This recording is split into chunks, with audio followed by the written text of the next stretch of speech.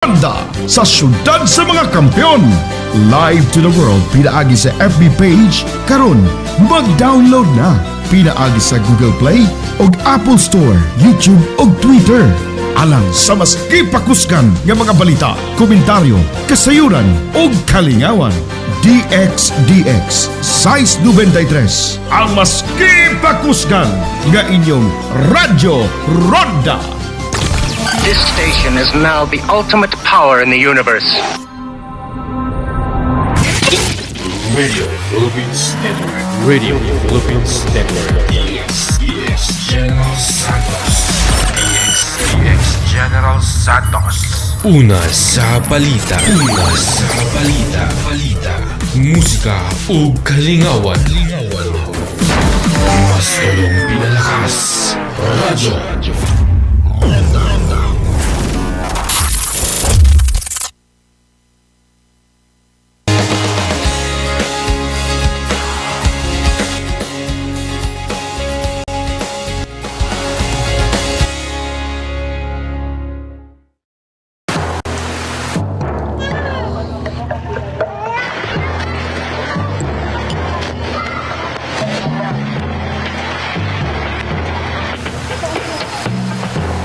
Ang mga residente ay stranded pa rin. Lahat halos ng mga bahay dito ay sira. Lampas tao na yung tubig.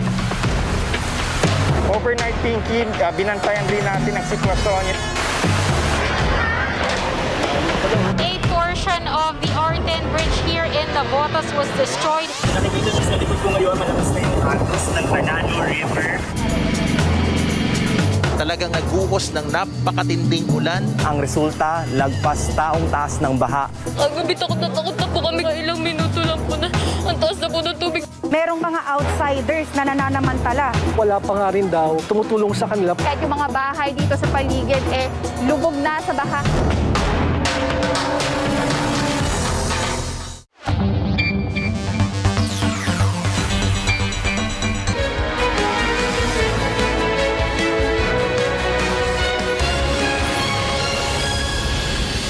This is Newsnight, where we go above and beyond the headlines. I'm Pia Ontiveros. Tonight on the program, healthcare workers roll up their sleeves as they get a COVID-19 vaccine brand of choice for a booster shot. The Bongbong Marcos-Sara Duterte tandem is now official, but not for President Duterte, who wants presidential aspirant Senator Bongo as his daughter's running mate. And it's a universe of trouble for Peter Parker as more old foes return in the new trailer of Spider-Man: No Way Home.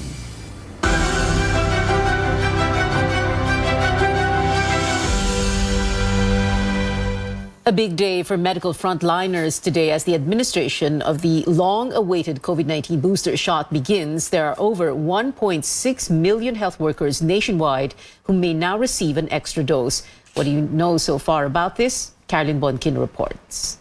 Fully vaccinated medical frontliners lined up at the National Kidney and Transplant Institute on Wednesday.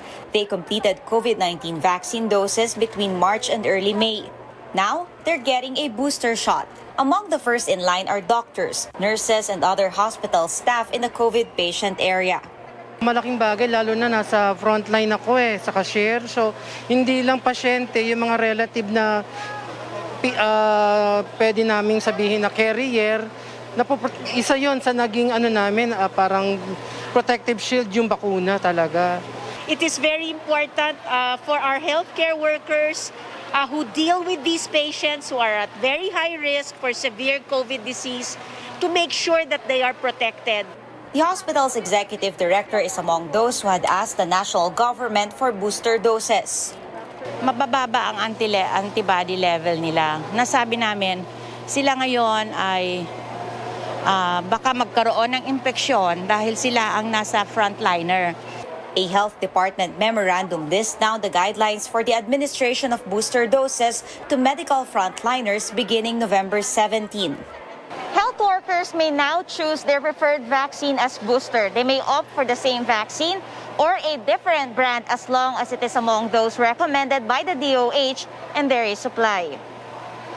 The approved boosters are single doses of Pfizer, Sinovac, and AstraZeneca, and half a dose of Moderna vaccine. If the initial shots received were from Pfizer, Moderna, Sinovac, AstraZeneca, and Gamaleya, you may take the booster 6 months after completing the 2 doses. If the single-dose Janssen was taken, booster is available after 3 months. But for those who initially got AstraZeneca, a different vaccine is more recommended. Those who previously had a negative reaction to COVID vaccine have to check with a doctor first and are recommended to use the same brand. With heterologous vaccinations, studies point out that more adverse reactions are expected, especially with the mRNA vaccines. With these options, infectious diseases experts say you need to think twice before getting an extra dose. It's optional, not mandatory. If you want a booster, hindi ko magagaranti na that's useful, and hindi ko rin magagaranti na there won't be a bad side effect. The government wants to give boosters to as many medical frontliners as they can before COVID cases spike again. Senior citizens and those with compromised immune systems are next in line for booster shots. Pinaka-earliest is next week. Ang pinaka-latest is isasama na natin siya sa National Vaccination Day, sa 29. There will be separate guidelines for each of these groups for the immunocompromised. Meron din yan. No? Hindi naman kasi lahat ng may comorbidities bibigyan mo. The rest of the population has to wait for next year to get their booster shots. Caroline Bongkin, CNN Philippines. An additional 3.5 million doses of the Chinese-made Sinovac COVID-19 vaccines arrive in the country. Vaccine czar Carlito Galvez says the latest shipment completes the delivery of Sinovac vaccines procured by the government through the Asian Development Bank. Galvez adds these shots will be used as booster doses for healthcare workers and during the 3-day national vaccination drive scheduled for November 29th to December 1st. So far, over 128.44 million doses of vaccines have arrived in the country. These include purchases by the national and local governments and donations from the COVAX facility and other nations. The country has administered 71.68 million vaccines since the inoculation program kicked off in March. Over 39 million people already got their first dose, and more than 32.2 million are fully vaccinated. That's equivalent to 29.23% of the total population. The goal is to vaccinate 77 million, or 70% of the total population. Drug regulators approved the emergency use of another brand of COVID-19 vaccine in the country. The U.S.-based biotechnology company Novavax has been granted emergency use authorization for its vaccine called Covovax. Covovax is manufactured by the Serum Institute of India. The Food and Drug Administration says Covovax is a protein subunit type of vaccine that has an efficacy rate of 89.7%. The vaccine may be administered to individuals aged 18 and above. The FDA says Covovax will be given in 2 doses and should not be less than 21 days apart. The vaccine could possibly be used towards the end of the year or in 2022. And while the lifting of the face shield policy is welcome news for Filipinos in areas under alert level 1 to 3, our Tristan Odalo tells us the new rule takes a toll on vendors as well as on the environment. From commuters to mall goers to daily workers, Filipinos heave a sigh of relief after the government lifted the mandatory use of face shield in areas under alert levels 1 to 3. Not to mention the added expense of buying face shields on a regular basis. Mas okay po kasi hindi na siya hassle. Itatabi na lang po para in case na may mga lugar pa na nagpaparequire pa rin ng face shield, di na ako gagastos. Masaya na din kasi nakakahinga ka ng mabuti. And din bawas pa din sa gastos. But not everyone is happy, especially the vendors who rely on face shield sales. Ito, lugi na ako. Wala na akong pagkakaanuan nito, pagkakakitaan. Dito lang. Wala naman ka tayong magagawa kung free na tayo sa facial, di ba? Eh, hindi naman ako bumibili ng maramihan. Use of face shields is still required in hospitals, quarantine facilities, and areas under alert level 5 and granular lockdowns. Now that Filipinos are saying goodbye to face shields, the question now is, where do millions of these plastic barriers go? The Environment Department says don't throw them away just yet and consider these options. We can recycle the face shields. It can be turned into other construction materials. It can be recycled back to plastics. It can be an alternative fuel. And all of these are already available nationwide. An estimated 65 million face shields were used so far based on the data gathered by the Environment Department. Environmental groups are sounding the alarm on the long-term impact of this plastic waste. Barangay San Antonio in Pasig faces the challenge by launching an initiative collecting trash in exchange of ayuda or goods. Basura to ayuda, we segregate from the household level. So you segregate your plastics, your used cartons, your used oils, and so forth. And monthly, we create an eco-hub. Participants or residents can bring their trashes here in exchange for rice grains. 3 kilos of plastic is in exchange for 1 kilo of rice. The barangay would collect used face shields beginning November 27th and will team up with organizations to recycle the plastic items. Testa Nudalo, CNN Philippines. More institutions get the green light to hold limited face-to-face classes. The Interagency Task Force allowed universities under alert levels 1 to 3 to hold limited in-person classes, but they must meet these conditions. Indoor venue capacity is at 50%. Local governments do not oppose the program, and participating teaching and non-teaching personnel, as well as students, are fully vaccinated. The IATF also approved the phased implementation of classes. Phase 1 begins December 1st, where institutions under Alert Level 2 may sign up. The next phase will take place in January for universities under Alert Level 3. Coming up on Newsnight, another boost amid the global health crisis. Pfizer wants U.S. authorities authorization for its anti-COVID drug. And it seems President Duterte wants a different running mate for his daughter, vice presidential aspirant Sara Duterte. Details next here on CNN Philippines.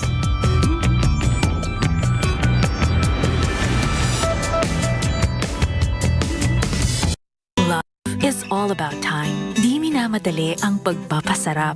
Like the love in every Pure Foods ready-to-eat. Slow-cooked and ready in 8 minutes. Para may time ka sa mga mahal mo. Because love takes time. Kabilang ba kayo sa mga Pilipino na nahihirapan sa mga transaksyon dahil wala o kulang ang mga valid IDs? Huwag nang mag-alala dahil narito na po ang PhilSys, ang identification system ng bawat Pilipino. Para sa Step 1 registration, pumunta lang sa register.philsys.gov.ph para makapag-register sa PhilSys online.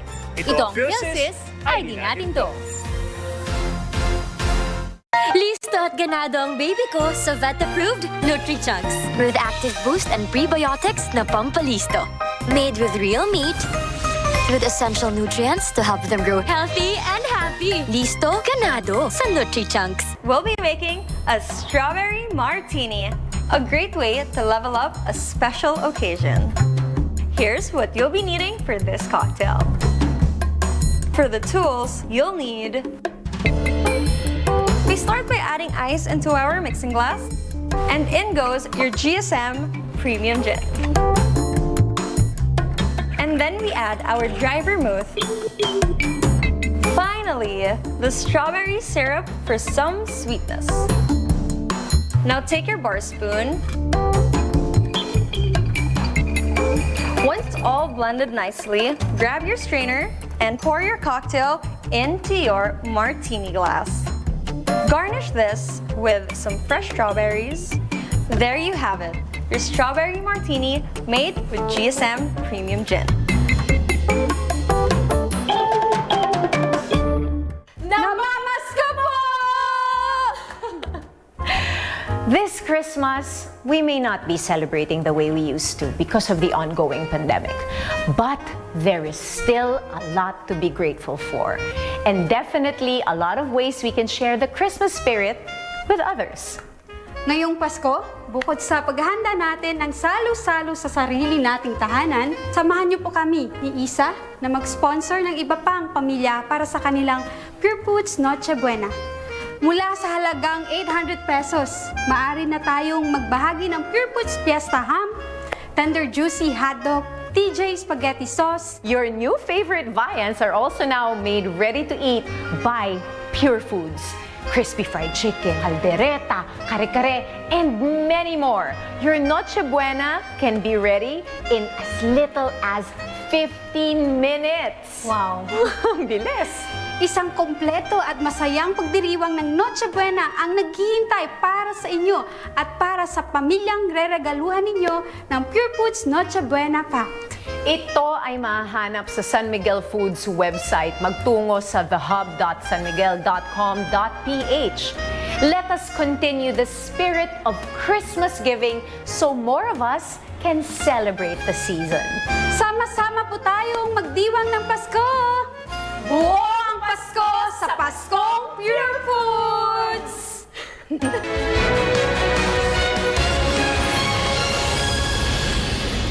Welcome back to CNN Philippines. In world headlines, Pfizer seeks regulatory approval in the United States for its experimental antiviral pill to treat COVID-19. A clinical trial shows the drug called Paxlovid reduced the risk of hospitalization or death in mild to moderate cases by 89%. But these are results from an interim analysis done before the trial ended. The new pill needs to be administered with an older antiviral within the first 3 days of symptoms to be effective. U.S. President Joe Biden makes it clear he is not encouraging Taiwan's independence from China. Biden and Chinese President Xi Jinping met yesterday for a high-stakes virtual summit amid growing tensions between their nations. The American leader recognized Beijing's claim of sovereignty over Taiwan during the talks, but affirmed the U.S. One China policy, which allows the Western country to have defense ties with a self-run island. The U.S. has been providing defensive support to Taiwan amid China's increasing military posturing. Now back here at home, several towns in the province of Zamboanga del Sur hit by floods and landslides. This was the result of heavy rains brought by the Intertropical Convergence Zone since Tuesday afternoon. In the town of Dumingag, a landslide covered the road connecting Zamboanga del Sur to Sundangan, Zamboanga del Norte. Floods and landslides also destroyed houses and crops in other towns. The Department of Agriculture is set to release the suggested retail price for pork this week. Pork prices have spiked by as much as 40 pesos ahead of the holiday season. Early this year, the DA imposed an SRP of 260 pesos per kilo of kasim and 290 pesos for liampo. Meanwhile, Agriculture Assistant Secretary Noel Reyes says the country lacks enough cold storage for imported pork. Ang challenge is the available space sa cold storage facilities kasi hindi lang pork ang nasa loob ng cold storage, di ba? Mga ice cream, processed foods in time for Christmas. We're allowing imports, but then again, the importers are not bringing as much kasi they couldn't do so because there's limited cold storage facility space, di ba? Because of the Christmas season. In other news, the Presidential Commission on Good Government reports it has recovered close to 267 billion pesos of the Marcos family's ill-gotten wealth. Officials told senators the amount retrieved is over 174 billion pesos in cash and almost 94 billion pesos in non-cash assets. In September, the Sandigan Bayan ordered the Royal Traders Holdings Incorporated to pay the government at least 367 million pesos. These include deposits made by the late dictator Ferdinand Marcos in bank certificates worth 96 million pesos and over $5.4 million. The PCGG is appealing the Sandigan Bayan decision denying the return of 278,488 shares issued by the Royal Bank of Canada, allegedly owned by Marcos. The court, however, said there was lack of evidence to prove these were part of the ill-gotten wealth. The Justice Department says the appeal is pending in court.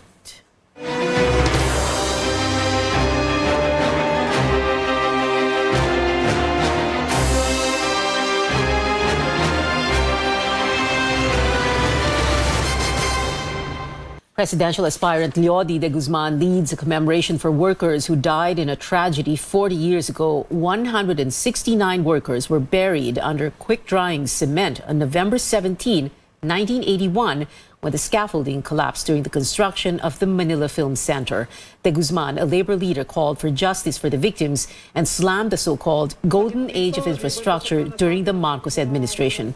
De Guzman and his supporters also offered flowers with messages saying, quote, "Never again" in front of the theater.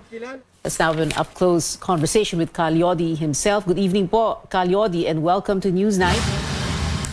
Magandang gabi, Pia, at saka sa iyong mga taga-panood. Oo. Calyodi, babalikan po natin yung Manila Film Center dahil pag-uusapan naman po natin si Bongbong Marcos. Pero ito na po muna, no? Kayo po ba mismo yung nagko-compose ng mga tweets ninyo? Kayo po mismo yung nagtitweet? Or is someone doing that for you? In other words, someone thinks of what you tweet as...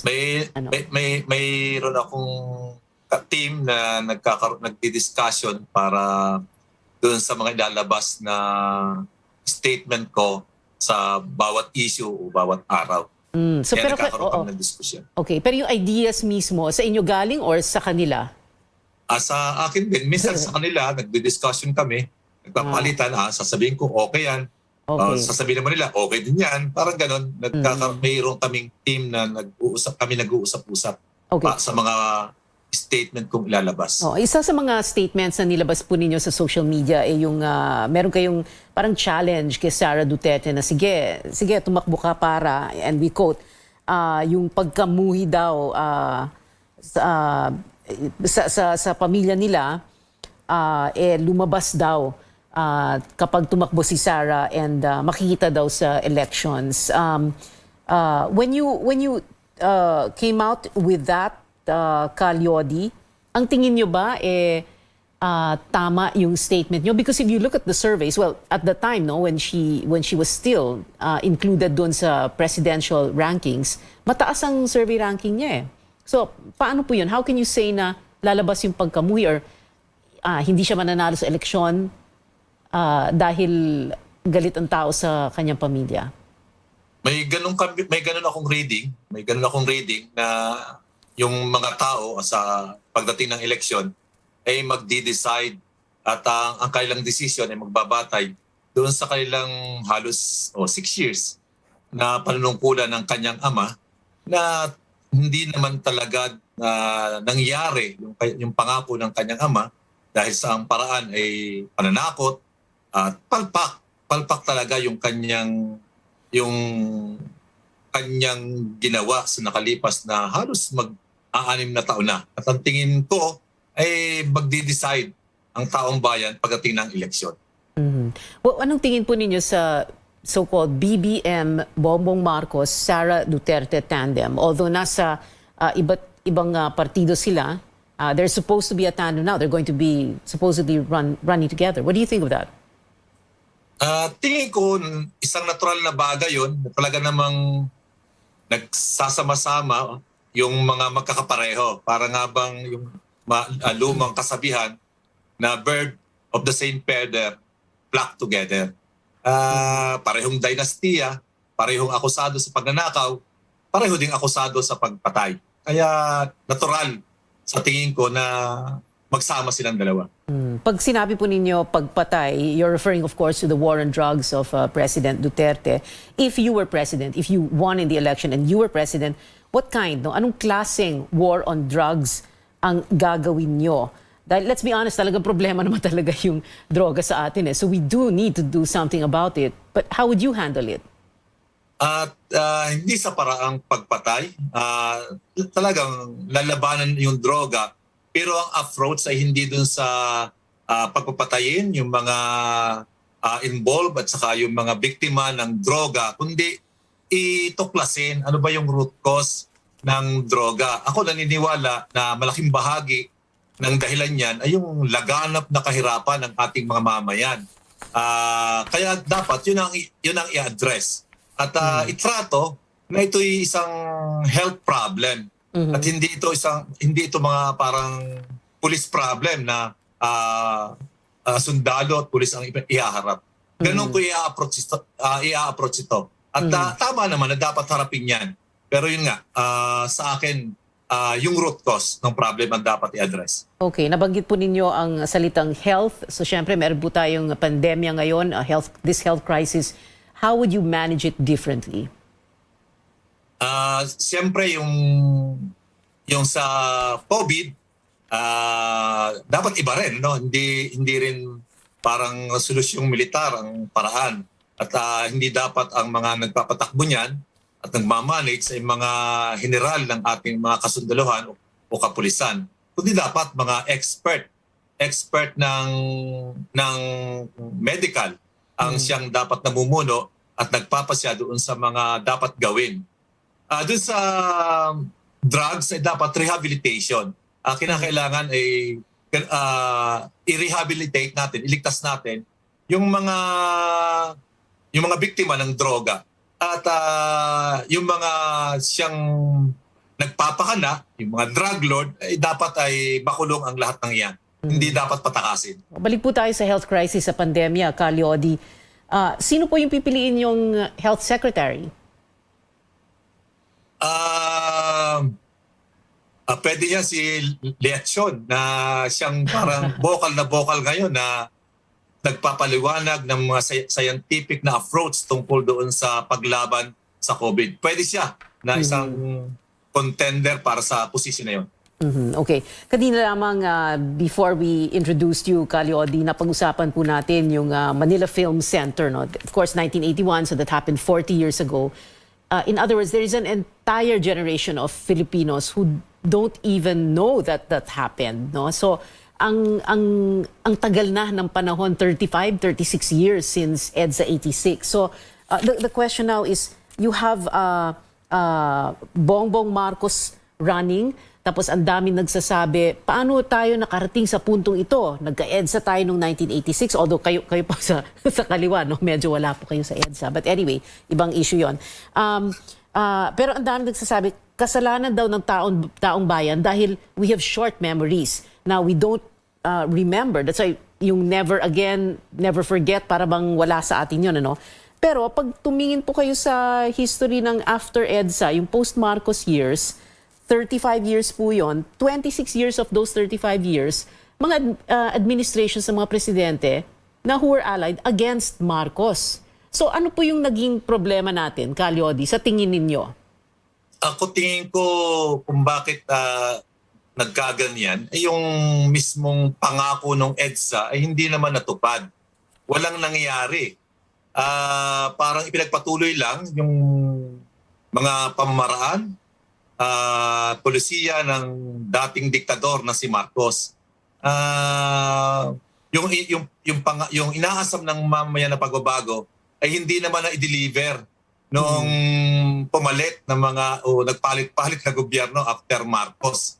Kaya yung mga tao ay hindi ito isa bilang kalimot, kundi parang wala rin naman pala, baka masubuti pa yung dati. Kaya nagkakaroon ng ganung pagbalik sa desperasyon ng mamamayan doon sa kapalpakan din nung ini-offer nung pumalit kay Marcos. Yung bang elite democracy ay natigil lamang sa ilang bilang ng pamilya sa ating bansa. Hindi tumagos yung demokrasya sa hanay ng mga manggagawa, ng ating mga maralita, ng mga driver, ng magsasaka, ng mga pangkaraniwang tao. Hindi nila maramdaman. At ang masakit ay parang pagpapatuloy lamang ng mga karahasan, kahirapan, tuloy-tuloy na pangungutang, pagkabaon sa pagnanakaw, ay nagtuloy-tuloy lang naman yun eh. Nagtuloy-tuloy, oo. Pati yung mga political families. Political families, nandun pa rin sila, no? In the post-Marcos Congress, for example, andyan sila lahat.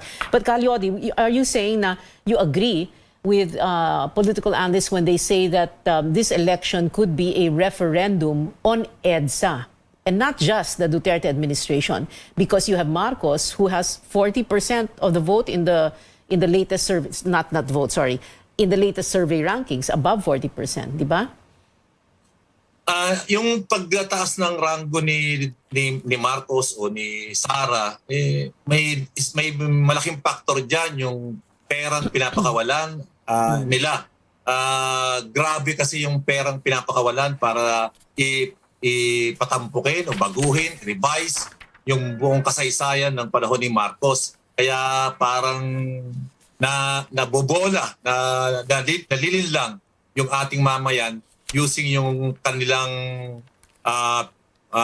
perang ninakaw nung panahon ng kailang panunungkulan. Calyodi, itutuloy po natin itong conversation na ito after the break. Still ahead on Newsnight, like we said, we're still going to get Calyodi de Guzman's take on several issues, and a look also at the latest trailer of the third Spider-Man film, No Way Home. Stay with us here on Newsnight on CNN Philippines.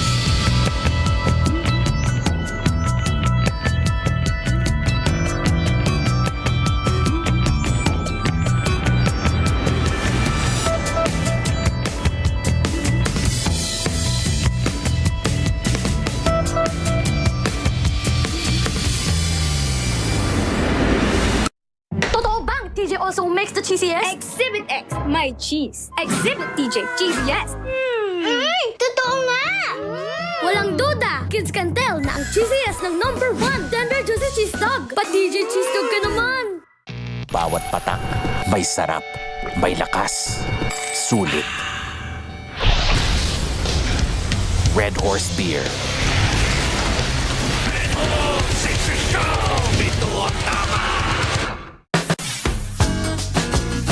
When it comes to my family, I make sure to give them only the best. Meals that are healthy, safe, and flavorful. And that is why I choose Magnolia ready-to-cook chicken templados. It is so easy to prepare. In just 12 to 15 minutes, you can already enjoy this delicious family favorite. All you have to do is preheat your pan with oil. Now, pan fry your Magnolia ready-to-cook chicken barbecue. And if you wish, you can also grill this for about 12 to 15 minutes or until cooked. There you go, and now you can enjoy home-style goodness with Magnolia ready-to-cook chicken templados. Now, each Salyado Sigurado pack is pre-marinated. It is made from fresh chicken. It is so easy to prepare and super delicious. And not only that, but it is also high in protein, which helps boost our immune system. And you can get your Magnolia ready-to-cook chicken templados from Magnolia Chicken Stations. They come in chicken tocino flavor, and they also have the chicken teriyaki. This is so tasty, so tender, super, super delicious. My kids absolutely love this. Now, it's also good to know that Magnolia chickens are raised in a stress-free environment with no hormones, no antibiotic residue, and with omega-3. Ganyan ang alagang Magnolia. The future looks bright in the north. Come December 2022, the Metro Rail Transit Line 7 is aimed to be completed by SMC Infrastructure. Also known as MRT Line 7 or MRT7, this line will be 22.8 kilometers long with 14 stations that can accommodate up to 650,000 passengers daily from Quezon City to San Jose del Monte, Bulacan, and vice versa. It is expected to reduce travel time down to approximately 35 minutes one way. With a total of 36 train sets or 108 train cars being procured from South Korea Hyundai Rodam, this rail will connect MRT3 and LRT1. Housing the trains is not a concern, as SMC's depot can hold up to 150 trains for future capacity expansion. As for the performance, factory acceptance testing for the initial 6 train sets or 18 cars was also conducted in South Korea. Once completed, MRT7 is seen to offer a faster and safer means of transportation and spur economic growth in the northern part of Metro Manila and the province of Bulacan.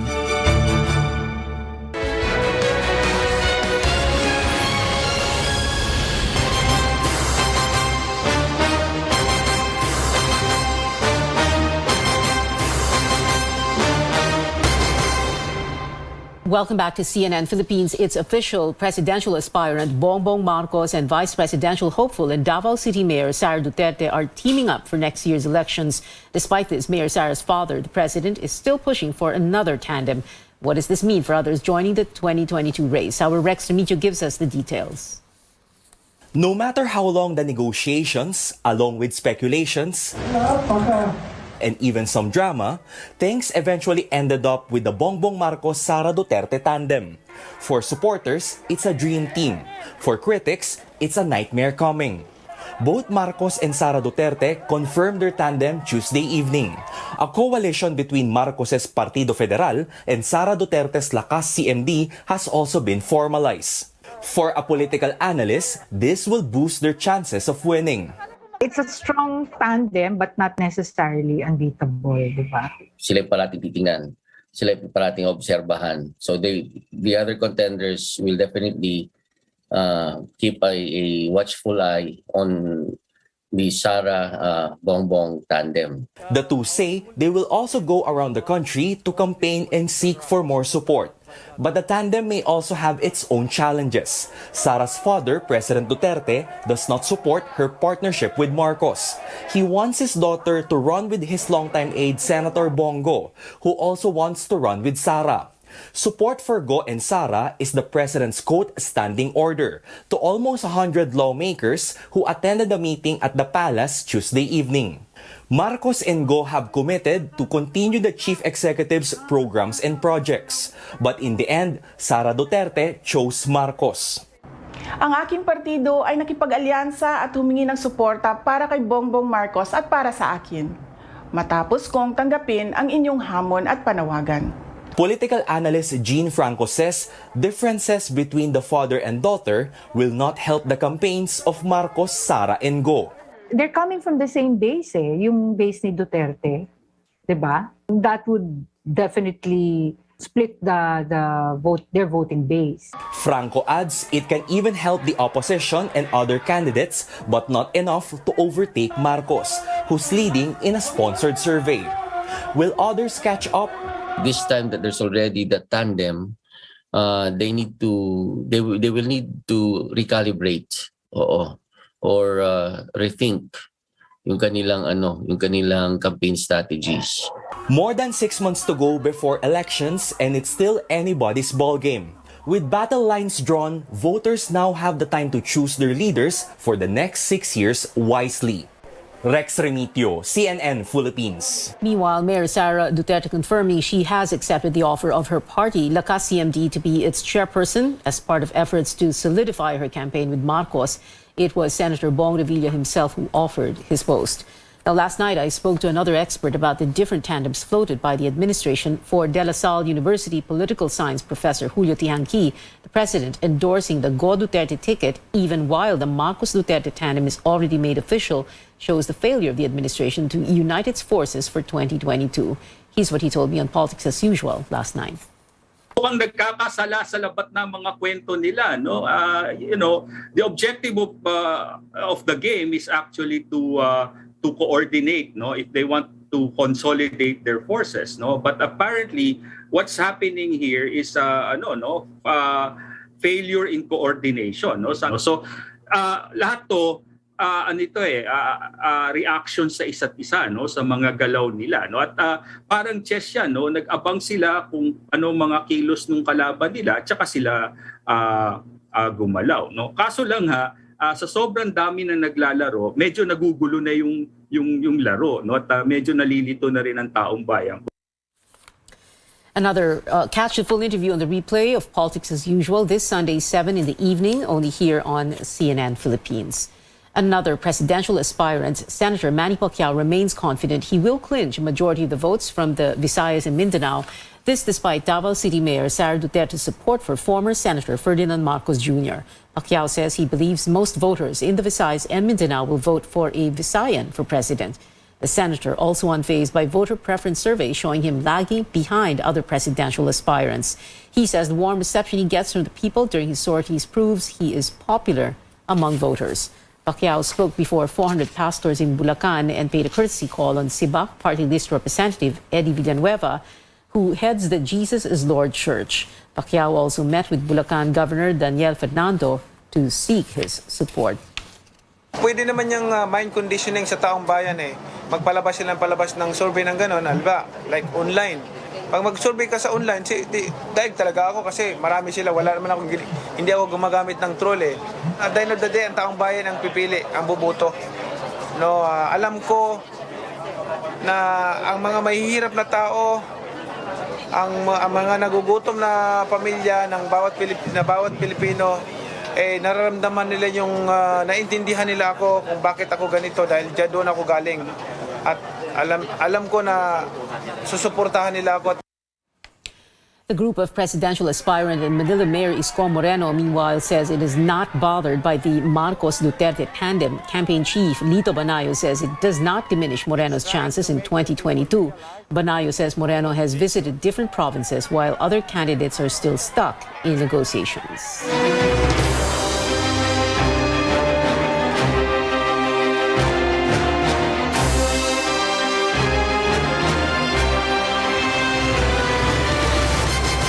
We We still have with us for Up Close, presidential aspirant and labor leader Leody De Guzman. Leody, meron po kayong platform tungkol for women. And you also said that you would include women in your cabinet and LGBTQ. Is that enough to get the women's and the LGBTQ vote? Mas ang intention ko dyan ay magkaroon talaga ng participation yung ating mga kababaihan. Mas yun ang aking intention.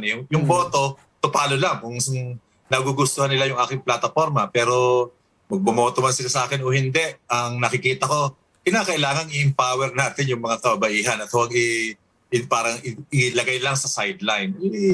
Simulan na natin na bigyan ng recognition at pagkilala yung mga kababaihan, yung mga LGBTQ. LGBTQ, ay magkaroon din ng papel at huwag yung parang binabaliwala sila. Kasi tingin ko, malaki ang magiging contribution nila para sa pagsasaayos ng ating pamahalaan. Pero pag kababaihan ang pinag-uusapan, syempre, one of the first women come to mind is Leni Robredo at ang daming Leni supporters nagalit po sa inyo dahil sa inyong statement na lugaw na walang laman. Bakit po ninyo sinabi yun?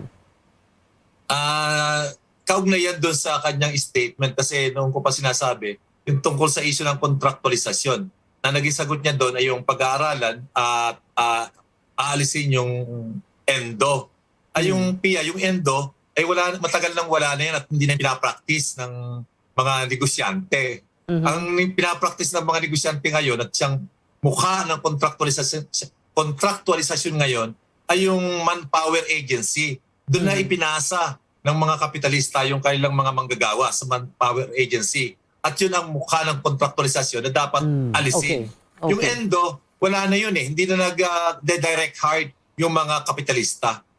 Yung core labor na lang na ilang manggagawang kailangan nila ang kanilang kinukuha. Pero majority ng kanilang mga manggagawa ay sinosource out nila yon doon sa mga manpower agency. At yun ang plano ko na dapat buwagin. Okay. Nabanggit po ninyo yung salita o yung terminong kapitalista, no? And you have very, of course, as expected, very radical or progressive views on, for example, minimum wage, taxes sa mayayaman. Pero I'm not going to ask you to detail that. Ang question ko po, Leody, is are you expecting, you do know na hindi po kayo susuportahan ng big business, lalo na dahil sa mga plano ninyo, no? Because I'm sure ang sinasabi na, naku, naloko na pag ganyan ang gusto gawin ni Leody De Guzman, hindi po ba? You know that, right? Or you think that you would still be supporting? Alam ko yun. At yun nga yung gusto kong baguhin doon sa ating politika dahil sa mahabang panahon, ang lahat na nasa likod ng mga politikong tumatakbo, lalo na sa pagka-presidente o vice-presidente, or even sa Senate, ang mga nasa likod niyan ay puro mga big business, yung mga kartel, mga monopolyo, ng mga kilalang pangalang mga negosyante, na yun ang nananaig na interes na kailang isinusulong pagkatapos silang manalo. Na ang problema natin dyan, pagka ang interest ng mga big business ang nasunod, walang mangyayari talaga sa buhay ng mga manggagawa at ng sambayanan dahil yung kailang interest ay kontra sa interest ng mga manggagawa. Yung gusto ng mga manggagawa, ayaw nila. Yung gusto nila, ayaw namin dahil nakakasama sa amin eh. At ang isang larawan niyan, yung kontraktualisasyon. Yung kontraktualisasyon ay nagpapayaman sa iilan, pero nagpapahirap doon sa ating 45 million na mga manggagawa. Ganun din yung rice tarification law na ipinasa. Ay nagpapahirap yan doon sa 11 million na ating mga magsasaka, pero nagpapayaman yan doon sa mga negosyanteng importer ng bigas. Ay yung mga ganyan. Kaya nga sabi ko, Pia, kung ipag-aadya na ako'y manalo, talagang babaguhin ko yung mga batas at patakaran na nagli-legalize sa pagyaman ng ilan at pagpapahirap sa ating mamamayan. Naririnig ko na naman yung mga negosyante. Sinasabi na, naku, naloko na. Okay, pero Leody, ito, ang mga yes or no questions na, and syempre people are saying statement run kaya ito kay Leody. But anyway, yes or no lang po ang sagot, wala na pong explanation. Number 1, do you favor easier public access sa mga SALN of the President, Vice President, members of Congress? Yes or no? Yes. Do you support lifting foreign ownership limits in the Constitution? Yes or no? I can guess. Pakiulit, Pia. Do you support lifting foreign ownership limits in the Constitution? No. Yes. Oh, talaga? Lifting foreign ownership limits, ha? Do you favor reimposition of death penalty for drug-related crimes? Yes or no? No. Should the sitting president be allowed to run for VP in the next election? However, medyo na-overtake na po yun. Never mind kasi tatakbong senador si President Duterte. Our next question. Dapat hindi. Do you favor resuming peace talks with communist rebels? Yes or no? Yes. Yes. Okay. And then, should the country be more aggressive in protecting its maritime interests in the West Philippine Sea? Yes or no? Medyo magulo. Ay, sorry. Pakiulit. Should the country be more aggressive in protecting its maritime interests sa West Philippine Sea? Yes or no? Yes. Okay. Yes po ang sagot ni Calyodi de Guzman, ang ating guest ngayong gabi sa Up Close dito po sa Newsnight. Maraming salamat po sa inyo, Calyodi. Thank you very much. Pia. Maraming salamat. Still ahead on Newsnight, we've got something for Potterheads. More about the return of your favorite wizarding trio after the break.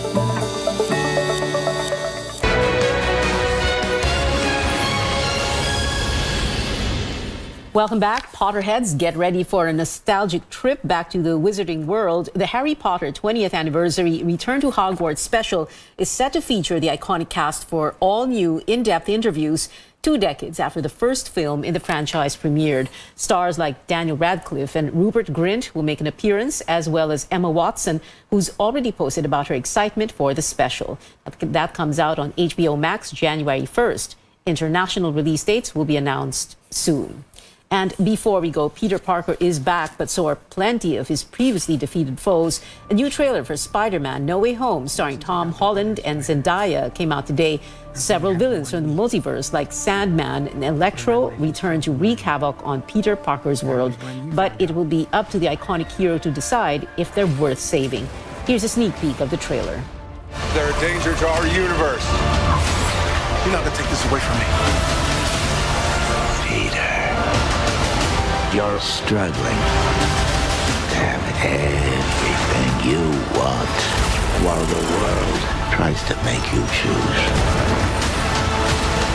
Spider-Man No Way Home hits Philippine theaters January next year. It is 38 days before Christmas, and that is it for now. Join me again on News.ph at 7 p.m. I'm Pia Ontiveros for Newsnight, where we go above and beyond the headlines.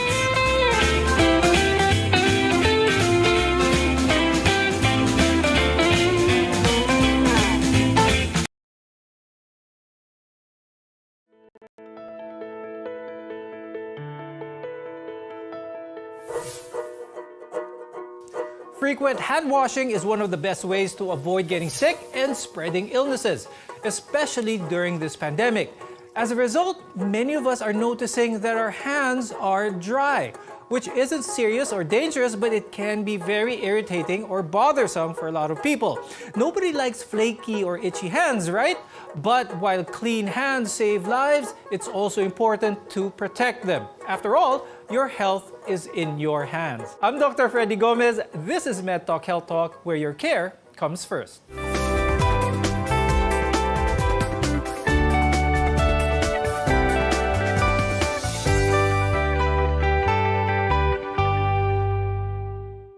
Dry skin is a sign that your skin isn't as happy as it should be, but there are several ways to keep it nice and happy as well as hydrated no matter the cause. To help us with today's discussion, let's welcome on the program Dr. Emmy Onishi. She's a board-certified dermatologist at HOO Dermatology and the Philippine General Hospital. And we also have Dr. Christine Lorena Arrienda Mojica. She's a family medicine specialist at Qualimed. Dry hands are very common, especially nowadays, and mainly triggered by environmental factors. Dr. Emmy, I'll start first with you. When it comes to dry hands, ano ba yung pinaka-common causes kung bakit nagda-dry ang kamay ng mga tao? Dry hands, usually pinakaunang cause, lalo na ngayon, it would be excessive hand washing, exposure to chemical or harsh cleansers, and some conditions that may actually predispose you to dryness, and medications that you are taking. So those are the common conditions that could cause dry hands. Dr. Tin, in a country like ours, when it gets cooler or when we spend so much time in an air-conditioned environment, our skin can get very dry or rough at this point. How do we manage this? Ano yung pinakamadaling way to manage this type? Actually, during low temperature, pag lumalamig po. And as you have mentioned, yung katulad niyan, yung dry skin due to frequent hand washing since we are in a pandemic. So usually we advise the patients na not to thoroughly dry. Hindi naman sinabing sobrang dry, but leave some, parang ipapat dry mo. At the same time, you can add moisturizers or emollients to your skin. Pero Dr. Emmy, when it comes to dry, pinag-usapan natin ang dry skin, ano? For those who probably have not experienced dry skin, what are some of the symptoms that a person with dry skin, what can they feel? What can they see on their hands? Usually, they would notice na rough yung skin. Also, it could be flaky and more sensitive or it could sting easily. It's itchy as well. That's a common symptoms as well. Now, there are other certain factors that may increase our risk of developing dry skin, especially other diseases. Dr. Tin, ano yung ibang mga common diseases, chronic diseases maybe, that can contribute to one having dry skin? Other skin diseases na commonly ko po nakikita sa practice, number one is atopic dermatitis or someone, minsan sinasabi nila skin asthma. Also, meron din pong psoriasis, seborrheic dermatitis, and usually po yung mga nagkakos din ng mga vitamin deficiencies. Now let's talk about aging, because aging makes our skin more susceptible to dryness. That's why there are several products in the market to help someone with aging skin have their skin smoother and even younger looking. Dr. Emmy, what really happens when someone inevitably ages? What happens to their skin that promotes their skin to excessive dryness? So when we age, kumukulang din, nag-iba yung structure ng skin. Not only the outer layer, but also the dermis, which is responsible for the pliability. But aging skin, mas kapag napapansin natin, they're dry and crepey compared to younger patients. So usually in the regimen or for skincare, we recommend not only for the face but all over the body to make sure that they use good moisturizer to hydrate the skin as well as lock in moisture and prevent dehydration or dryness. Dr. Tin, is there any advice that you give dun sa mga mahilig maligo ng mga 20-30 minutes dahil yun yung relaxing time nila? Is there any advice on how long you should be in the shower? You're a quick lukewarm bath. Not enough, not too hot naman kasi baka mamay mag-cause tayo ng burns. So your 10 to 15 minutes would do. Okay. Now, hand washing is an effective way to prevent COVID-19 as well as other illnesses. In addition to this, we are now constantly spraying our hands with hand sanitizers or even alcohol. And as a result, we get dry hands. How do we avoid this? More after a short break. We're together in health. You're watching MedTalk Health Talk on CNN Philippines.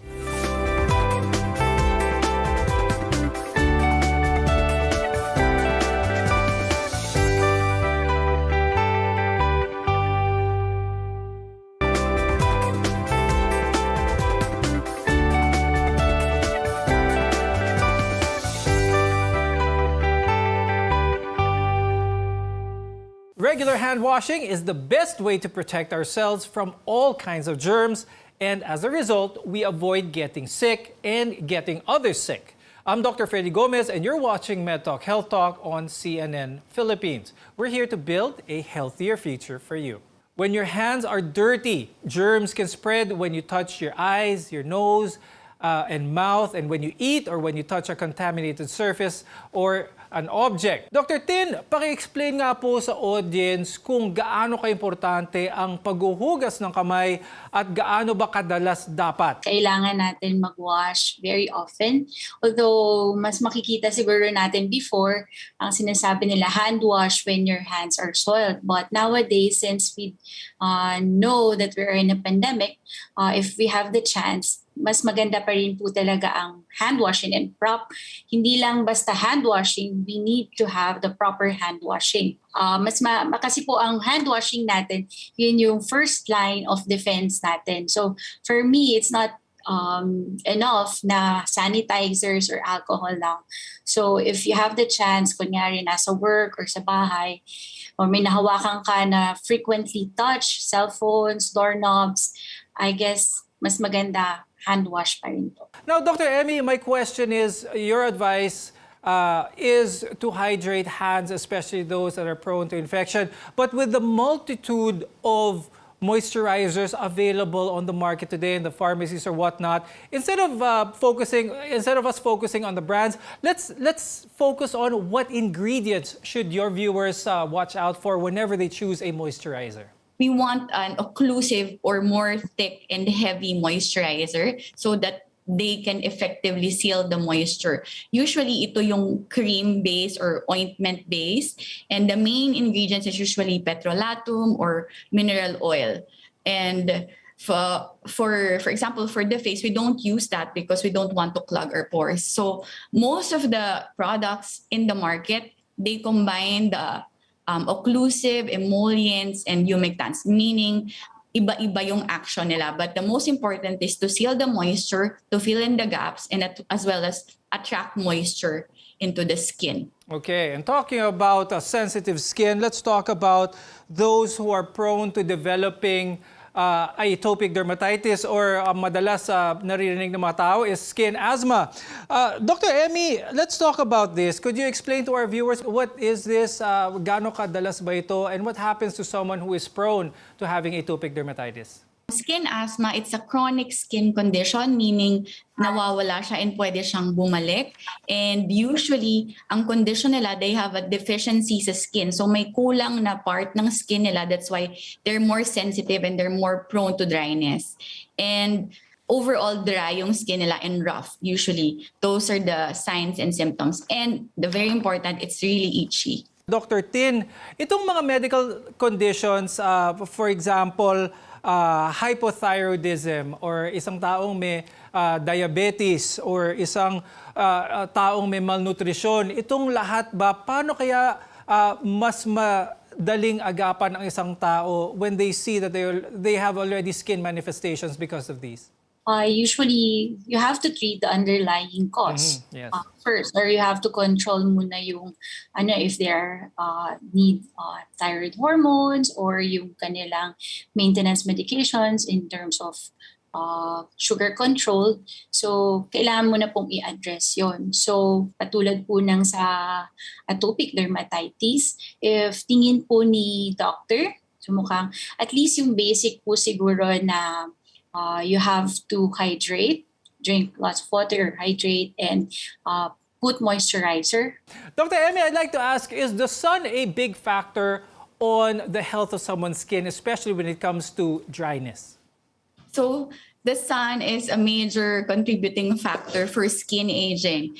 And you know that when the skin is aging, isa sa symptoms na or sign would be dryness, but not really directly correlated na dry yung skin agad because of sun exposure. Right. But of course, if we are exposed to the sun too much and there's dehydration, then it could be a factor too.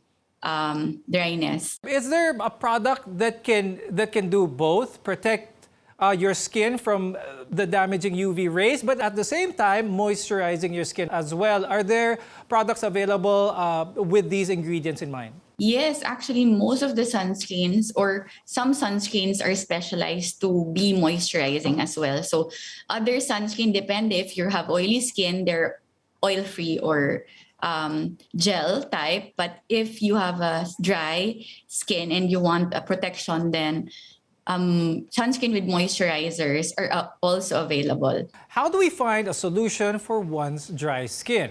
We'll talk about this and more when we return. Your health is our mission. This is MedTalk Health Talk on CNN Philippines.